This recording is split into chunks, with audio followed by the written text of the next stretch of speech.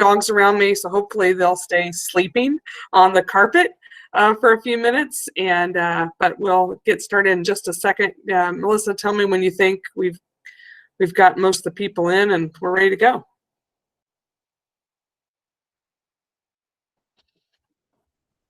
We're still a little lower than I expected, so I'd give it a couple minutes, or at least one more minute.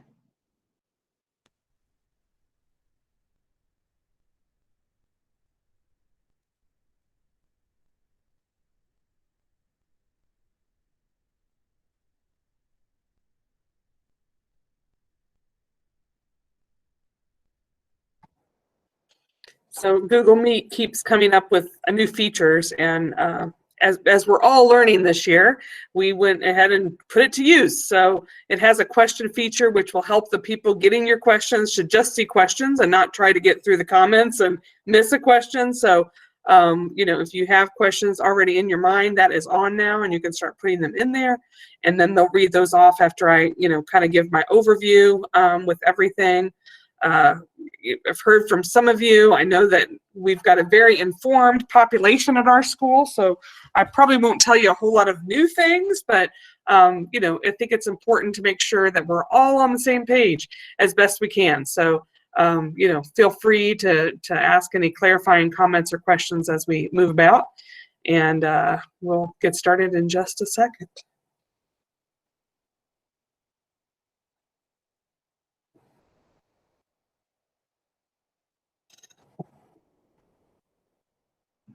It does seem like it's slowed down, so I think you're safe to go if you'd like to. Okay, thanks, Melissa. Do you want me to turn off this presentation? Sure, because I'll probably, and give me the screen sharing options, please. Okay, so we'll go ahead and get started. I tell you, this week I was on a video chat with one of the staff levels and was blown away by the conversations they were having. Touch points. Touch points was the conversation. Making sure that we're connecting, engaging, being present with all the learners consistently. You know, it was a 30-minute, 45-minute conversation about that, and you know, again, I think we have such a lucky school community. So I thought I'd share that because it was super fantastic. Tears welled up in my eyes as I listened to them, how busy they've been and how complex this year has been, and they were focused on the social emotional needs at that level. So fantastic. Yesterday, we reshared the video sent by the Floyd County Health Commissioner, Dr. Tom Harris, as well as the Superintendent of Milwaukee Floyd County Schools, Dr. Brad Schneider, both of which have been parents at Community Montessori, by the way.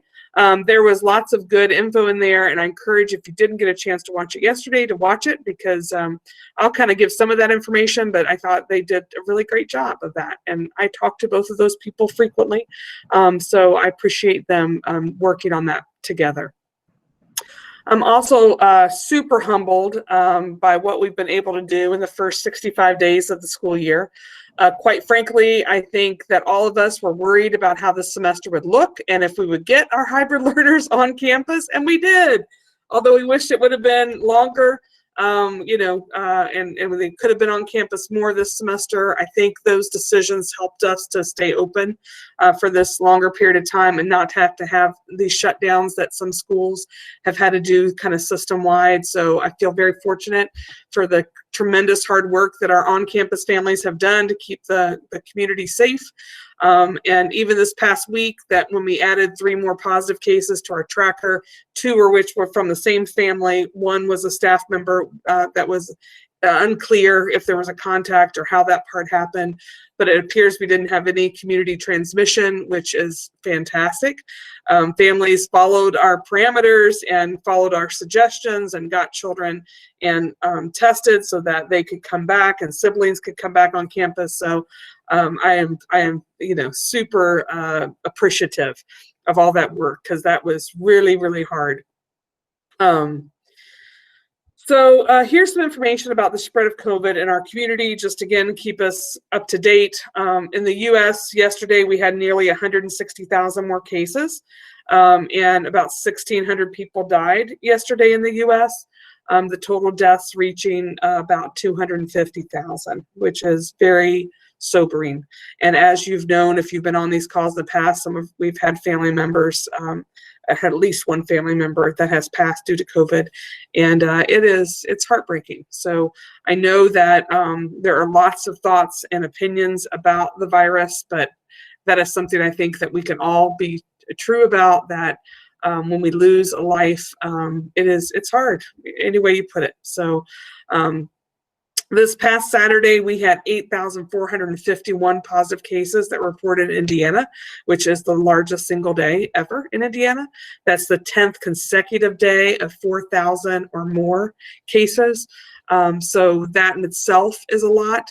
My sister, who lives in British Columbia, Canada, they got up to, I think, 600 cases, and everything has titrated down to 25% in grocery stores, et cetera. So it's been a huge, different countries, different states have done this differently. So anyway, it's a lot of people.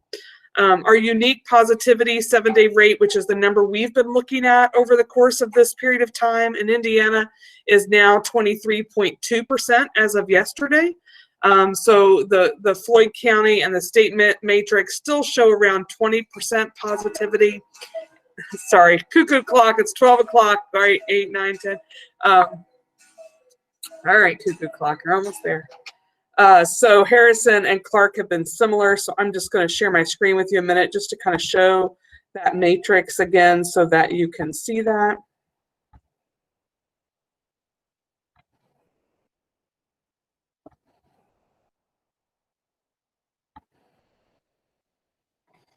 Okay, see that okay? Oh, it's still coming. Yes, you can see it? Great. So this is the positivity on the state dashboard. So here is Floyd County, and it's that unique individual positivity number that we look at. So for the state's version of that number, we're at 20.1, Harrison County 20.8, Clark County 19.3. So it's been fluctuating. It changes every day. If you look at the local numbers, which also can change, here is the percentage, if you can see that okay. So here, can you see that okay? 18.68%. So as you can see, huge upswing in the past couple weeks in Floyd County. So Floyd County does their percentage positivity differently than the state numbers do. So that's why that number is always a little bit different. This has been traditionally 3 or 4% lower than the state number, and now it's pretty close to the same. And then if you see the under 18 number, so that is here. Ooh, that's small. So it's 15.38%. So it's, as Dr. Harris said in the video yesterday, it's nearly doubled in a 2-week period of time in Floyd County, that child number. So that is also something to look at. Also, per the conversation with Dr. Harris personally and on the video, from the research that's come out of many different places, through that science, it's been clear that schools can continue being in schools and still have kids on campus if we're in the high teens. But once we get above the high teens, then we start doing more damage to the community as far as the spread. So with our matrix now around 20% positivity and near that in Clark and Floyd, we know that that's no longer a kind of a safe place to be. Schools then can start impacting in a negative way. Dr. Harris and I think it's Dr. Yazel at Clark County both thought that Clark and Floyd would go to the red in the matrix, the county matrix, this past Monday, but we think the only reason they didn't is because they have 800 plus cases still out in the county, at least in Floyd County, that number is true. So if those numbers would have come back, most likely they would have been in the red, which means that the mitigation strategies of closing down different things and decreasing, you may have seen that in Floyd, they moved to 75% population in the restaurants, and anticipating that will go lower once we go to the red. So there's definitely things happening that will continue to happen. The early communication from the companies creating the vaccines is good news. I think we can be hopeful in that. Dr. Harris says that he's ready to start giving vaccines in November once the emergency approval happens. Of course, that will go with Tier 1, which right now we expect that Tier 1 will be healthcare workers. It's unclear, all of that has to be approved through the FDA and then the CDC, but we're hopeful.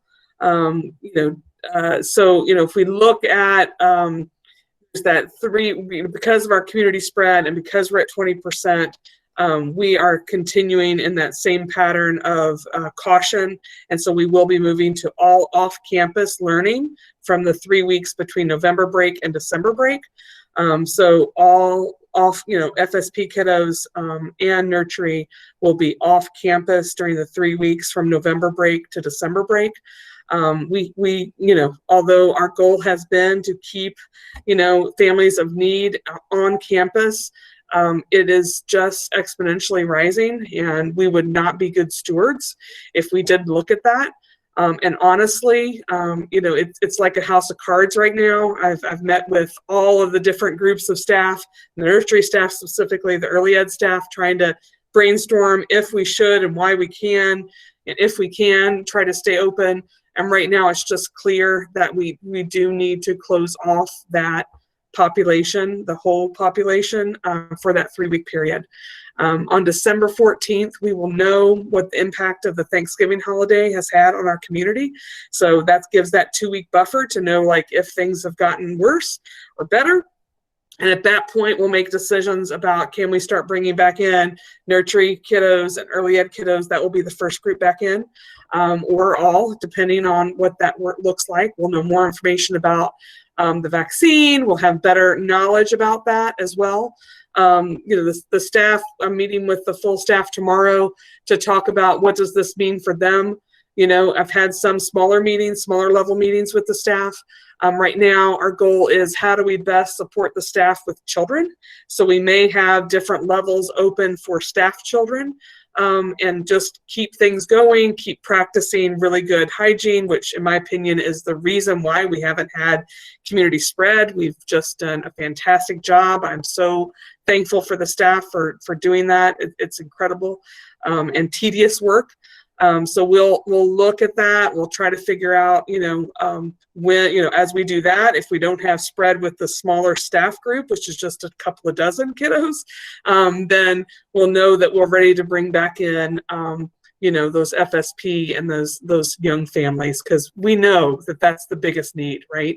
For all of us that are working from home, having very young children and putting them in appropriate and successful situations is really, really difficult when we have work to do.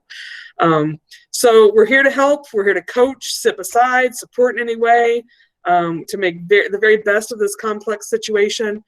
We know, and I've already heard from some families that need support with paying tuition. At this point, during this 3 week period, if you need to unenroll, we hope you don't, because we're trying to keep, everybody paid and supported this year. That is my other goal, to create a safe environment, to keep learning progressing, and to keep the 60 plus staff in our building employed during this very complex year.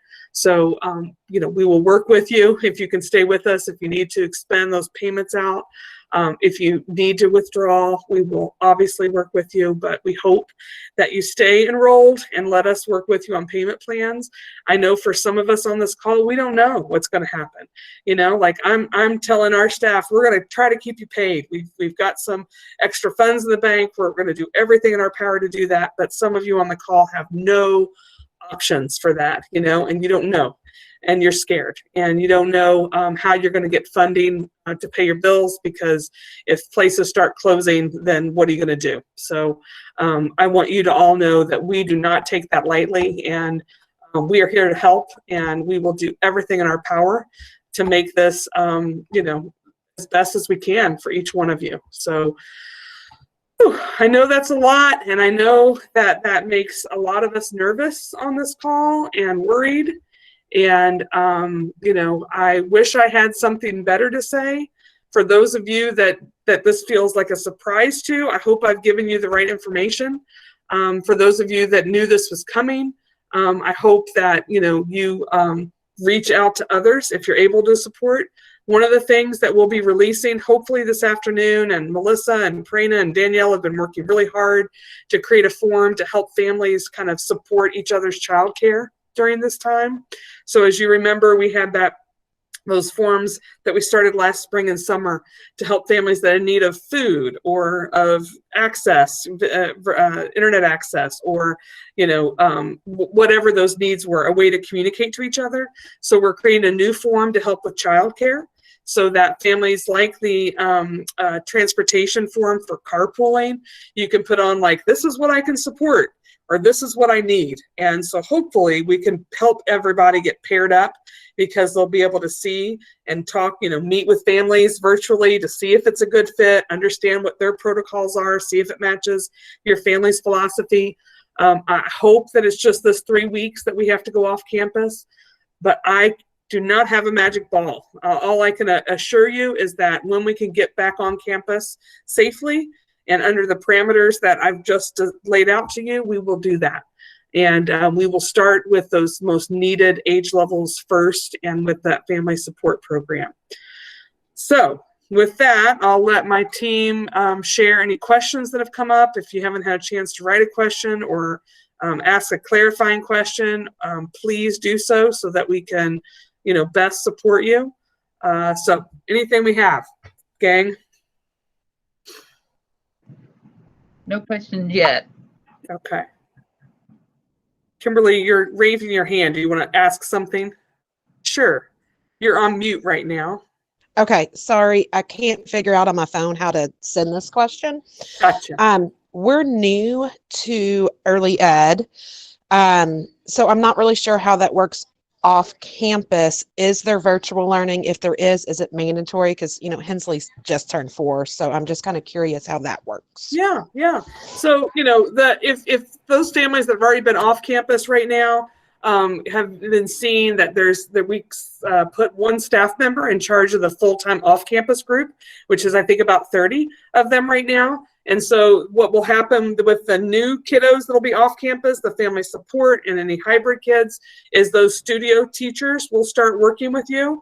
So if you, like Kimberly, I think you're saying, I can't do any off-campus work right now, you might just want to utilize some of the coaching support.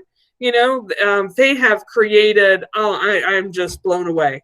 You know, we gave a video series from one of our staff members that have been here before and is still out in the community doing great work, Jana Morgan Herman, to create these videos to help families to create these prepared environments at home. So a lot of times staff are helping just to do that. Other times they're giving lessons to children online or in small groups. So all of that is full speed ahead. We are going to keep all of the staff working and supporting during any of this year. And so that will start on November 30th for those families that have been on campus.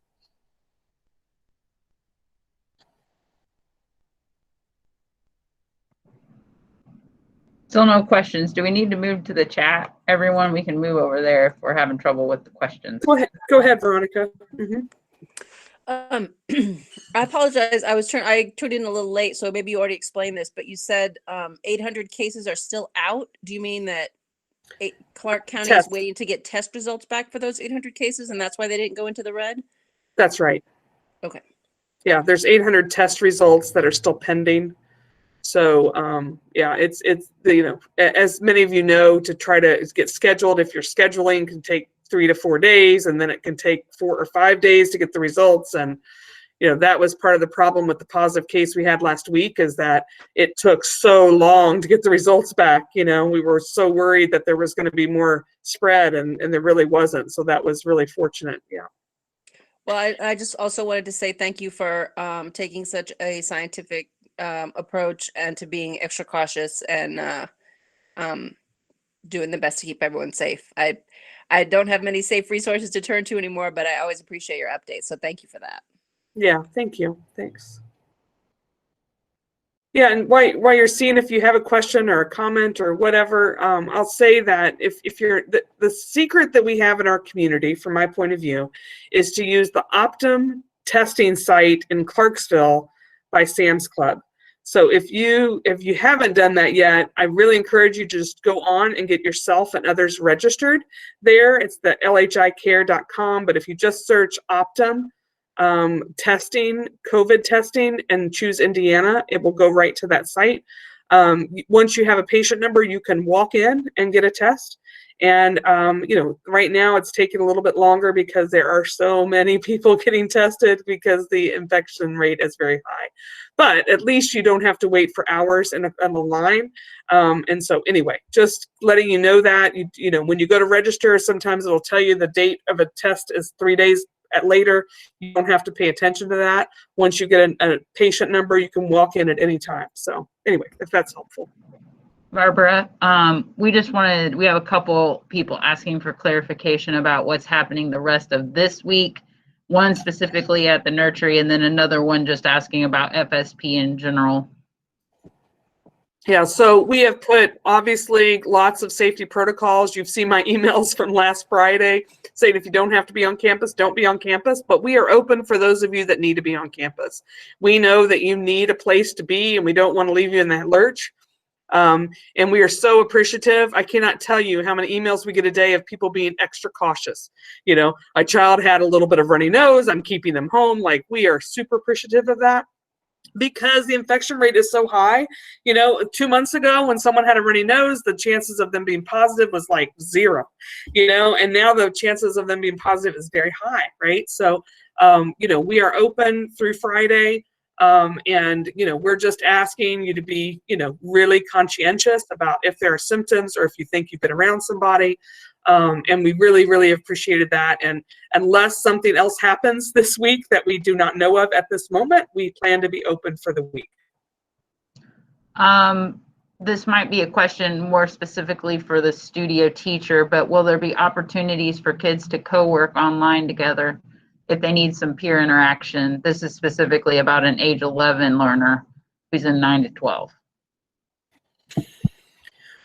So, I think the best point of contact for that is to talk directly to the studio teachers. They have processes in place for that. I think that every level and every studio is doing that all just a little bit differently. So just reach out to those teachers and say, what can we do for that? There are, like I said, I was on a 45-minute level meeting just about contacting. So, and the groups that have created these social ways for people to be has been fantastic. As you guys know, school this year is different. And even, for those of you that took the NWA test, amazingly, many kids did pretty well under all the course of what's happened this year. And I just think that just goes to speak to each of you, the amount of resiliency you've helped them to gain over the course of this last 7 months, and the staff for the way that they're, preparing them to just do our best, So I think that is all super fantastic. Okay. And just a couple people saying somebody recommended blue water testing who got results in 48 hours. Another person said Optum is a good resource. They, like you, had used that and that they did well with a young child. And then a person had a question about if they have to unenroll so that they can pay for childcare. Otherwise, do we still have a spot to return to when the school reopens? It's a good question. And, the short answer to that is if it's in the charter program, they would go to the end of the wait list, and you'd have to re-enroll by December. Somebody tell me the date of that this year. 4th.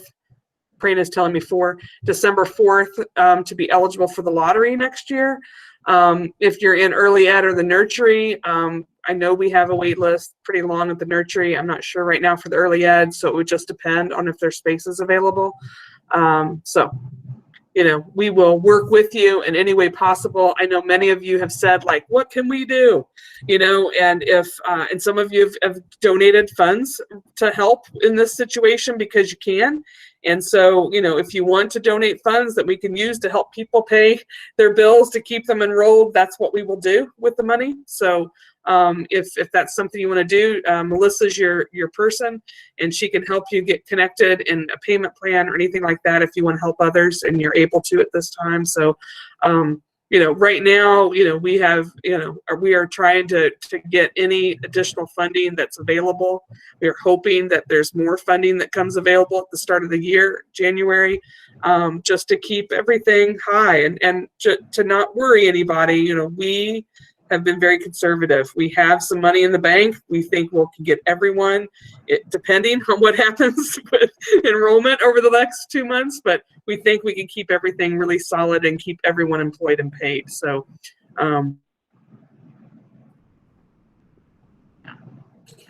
don't see any other questions, I don't think right now. Prana, do you see any?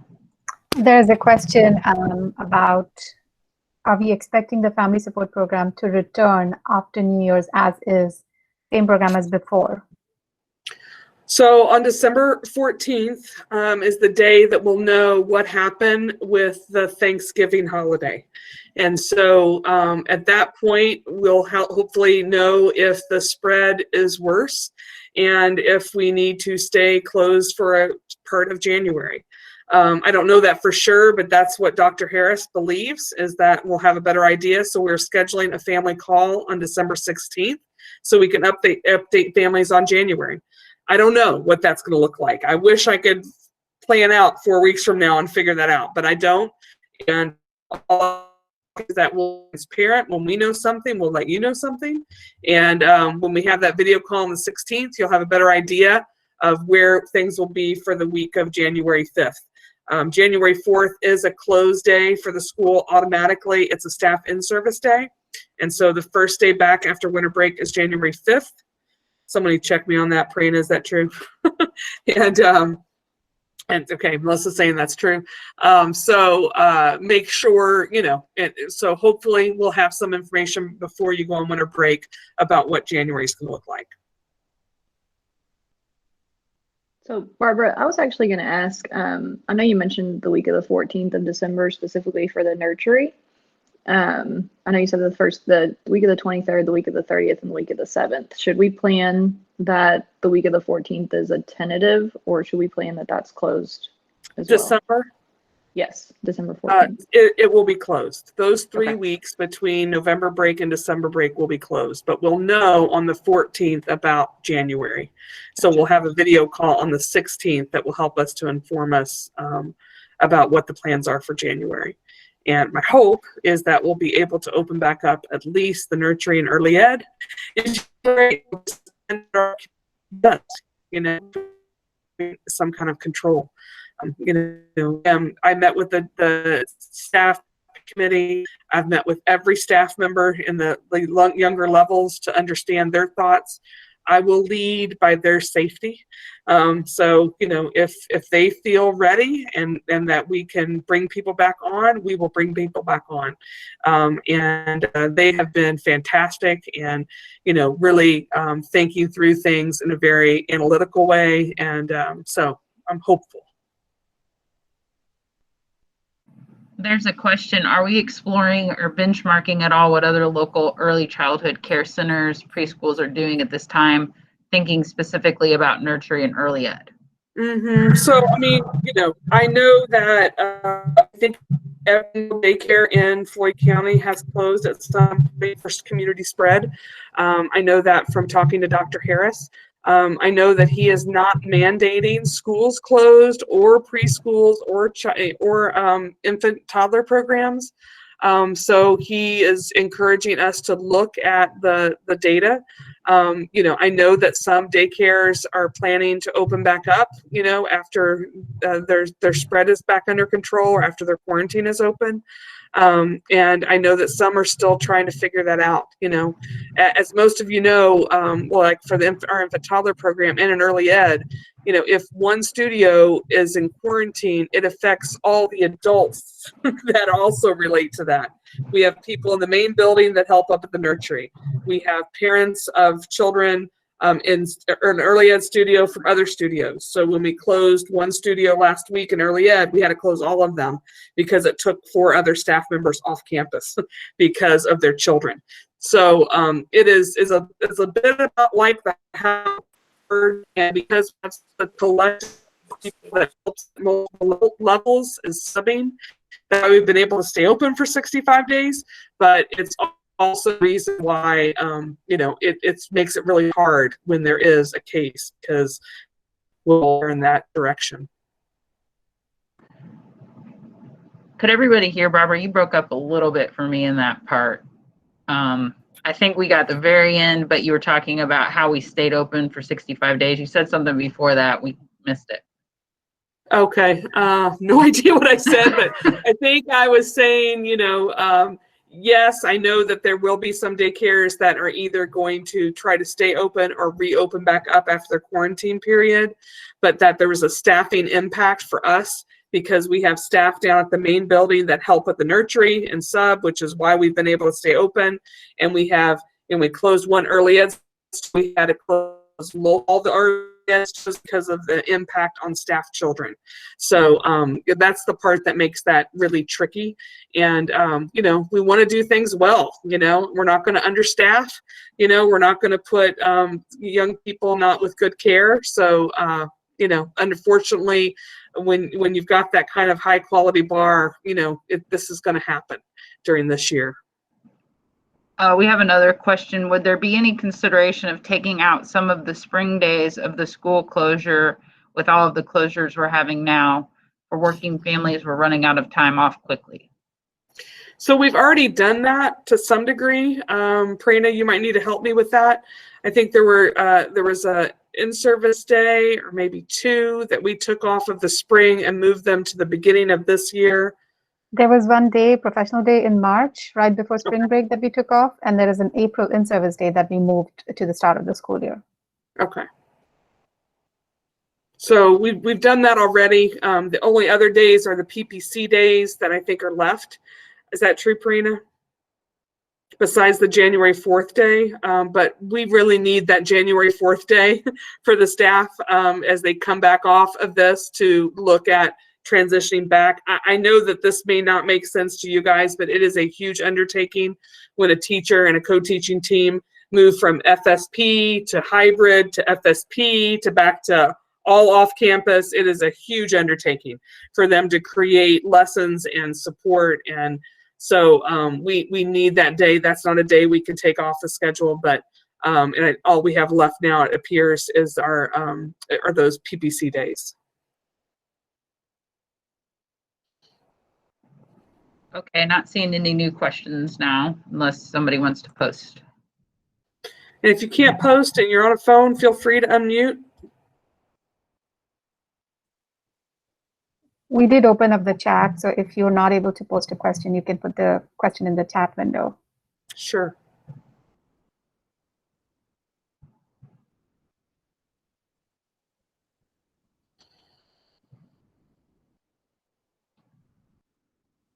Okay, Well, seems like I'm super grateful for your participation today, and feel free to reach out to us. We're here, we're there, but we're still here, and we want to help, and we want to keep everyone as supported as possible. So thank you for your time today, and we'll be in touch for sure on December 16th. So mark that on your calendar. We'll meet at noon on that day.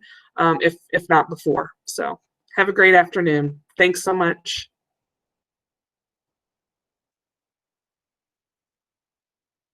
Thank you. Good to see you.